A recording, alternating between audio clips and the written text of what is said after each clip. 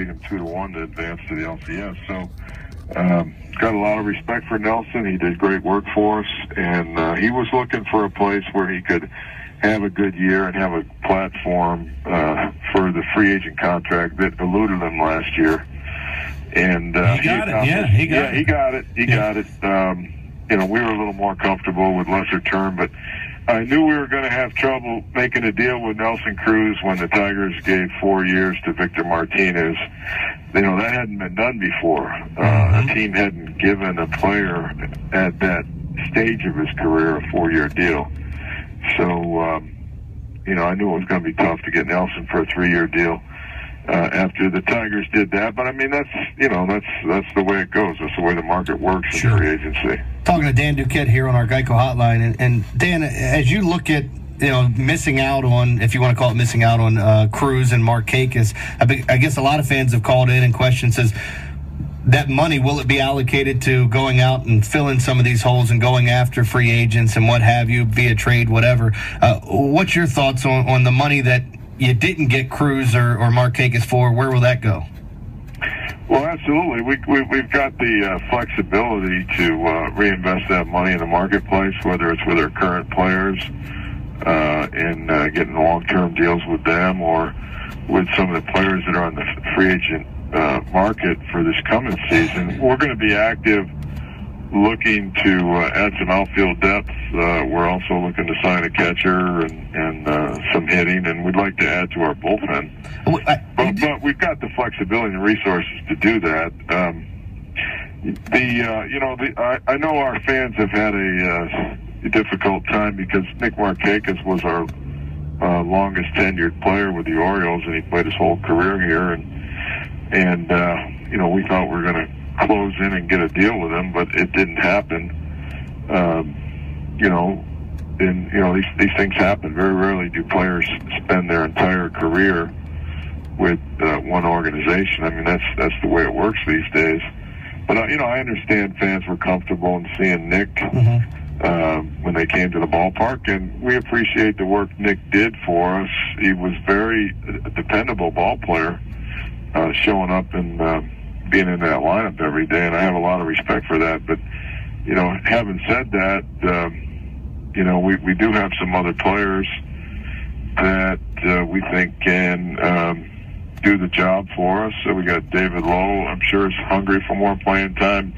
Diaza, if you look at what he's done on the last 3 years compared to what Nick's done, is very, very comparable players over a 3-year period. And we got Diaza from the White Sox late last season, and we got him for this coming season. He's still on our ball club. Hey, Dan, one of the questions we got was, why wasn't Nick given a qualifying offer? I think we're all unfamiliar with how the whole qualifying offer thing works.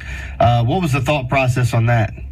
Well, the qualifying offer, that's reserved for the very elite players in the game, and you better be prepared to pay that money if you're going to offer the And it was like 15.1 million or 15.3 million. I think it was this past year, and it's based on the top echelon salaries throughout the industry. So if we qualify, we'll take it. We'll take it if we qualify. Yeah. Yeah, I mean, I do like to have a qualifying offer. I mean, yeah, I think I might accept that. 15.3 million. That looks pretty good. But anyway, what we did is we take a look at the players' capability, their production. The incremental wins they can help us achieve through the value of their performance over the course of the season, and the players that help you win and have a unique skill set, they're worth more money. And any player that we think is worth the money, we'll give a qualifying offer to. Hey, Femi's with us, Dan, and He's a former Raven, but he's a San Francisco Giants fan, so don't let him swindle you out of any players. I'm going to turn it over to him. He doesn't need any help. Yeah, I mean, he's got a pretty good thing going out there, doesn't he? 5 years. Yeah, no complaints over here. I want to talk a little bit about the catchers, Caleb Joseph and obviously Matt Wieters coming back. He had the elbow surgery.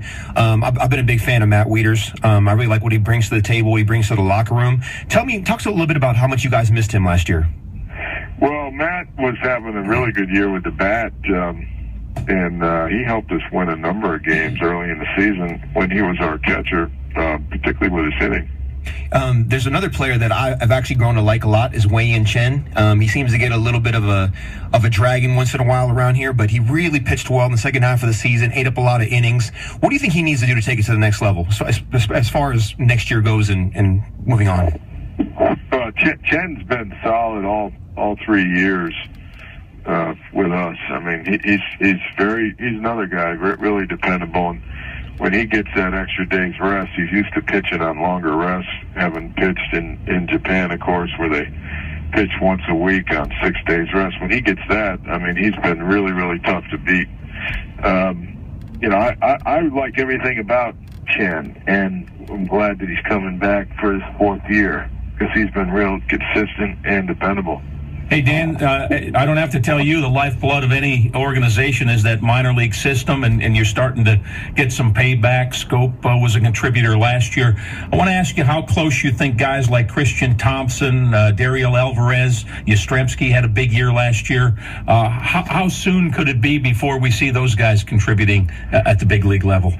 Well, we got a chance to see Christian Walker a little bit in September. Christian Walker, that's a kid we took out of University of South Carolina a couple of years ago in the draft. Our scouts see him as being a similar type player as Kevin Youkilis, who had a nice run with the Red Sox. And interestingly enough, Steve Pierce came from the University of South Carolina. He was a first baseman there. Mm-hmm. This kid has good power. He was our minor league player of the year. He had a good year in Double-A, and he also went up to Triple-A at the end of the season. And we brought him up for a look in September, and he ended up hitting a home run for us. I mean, he could benefit from some additional season at Triple-A, but he was only 23 this year. He'll play at 24 next year. And I like him. I like his bat. He's got big-time power to the opposite field, and he's developing into a good defensive player. I mean, this year he hit 288, and he drove in, he drove in 96 runs in the minors. He drove in a couple in the big league, so he almost drove in 100 runs this year. So, we like him. He should be able to support our team and make a contribution starting next year. Alvarez hit over 300 in Double-A and Triple-A. He's a right-handed hitting, right-handed throwing outfielder. Kid we signed from Cuba. Real hungry ball player. He's got a great arm. Oh, they said best in the organization, maybe, right? Yeah, well, he's got an arm on par with Adam Jones, actually. He can play right field. He showed the capability to play center field this year in Double-A and Triple-A, which I didn't know he had that capability when we signed him. He hit over 317 home runs. He's 26, and his tools are a lot like Jose Bautista, the kid that the Blue Jays had. Mm-hmm. But his first full season with us was this year, and between Double-A and Triple-A, he had 306, 330 on base, 472 slugging, and he drove in 87. So he's a potential everyday ball player, and he's hungry. He wants to play, and I wouldn't be surprised to see Buck give him a good look in spring training. Let me go back to something you said earlier. You said you're looking for outfield depth. Does that mean you're not looking for a frontline guy because maybe you think you got enough there? No, I'm trying to read between the lines here. Translation with the GM speak. We're looking for outfield depth. That means we're not going to sign an everyday ball player. What do you say to the people that heard you say that? Well, last year we were looking for a DH depth, and we got Cruz. Now, that worked out pretty good. Yeah, there aren't any Cruzes out there that I'm aware of. But, there's some good players out there that can help us. Okay. One other thing, there's a report today that Nick Markakis may undergo surgery for a bulging disc in his neck. How much did the medicals have to do with those negotiations with Nick? Yeah, well, those medical issues, I probably shouldn't comment on those Okay. With a former player. I mean, whatever medical issues that Nick has, Nick should address those.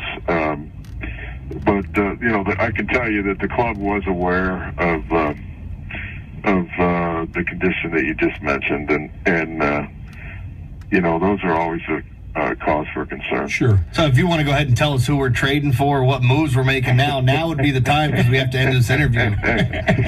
Well, we're going to do our best. We're going to try to get some bullpen depth, some outfield depth, and sign a catcher. I don't know if we'll get them all done next week, but before we break, I want to talk about this kid we just signed, this Eddie Gamboa. Oh, the knuckleballer, sure. Yeah, he's down in Mexico, and I think he's taken a big step forward with a knuckleball. He's been working with Phil Necro the last 2 years. And down in Mexico this winter, he's got a walk-strikeout ratio of 6 walks and 49 strikeouts. So he's got a 1-to-8 walk strikeout ratio, which tells me he's got much better command of his pitches and the knuckleball in particular. And he might be able to help us again this year. I'm kind of interested in that project. I hope it bears some fruit for us this year. Nice. And I guess the other project would be getting Ubaldo back on track, right? Well, Ubaldo Jimenez, he's got to throw more strikes. There's no question about that. And, he's been a durable pitcher, and he's been a horse for a couple of teams and pitched into the playoffs. So hopefully we can get him straightened out and pitch and winning baseball for the O's next year. Dan, thanks for the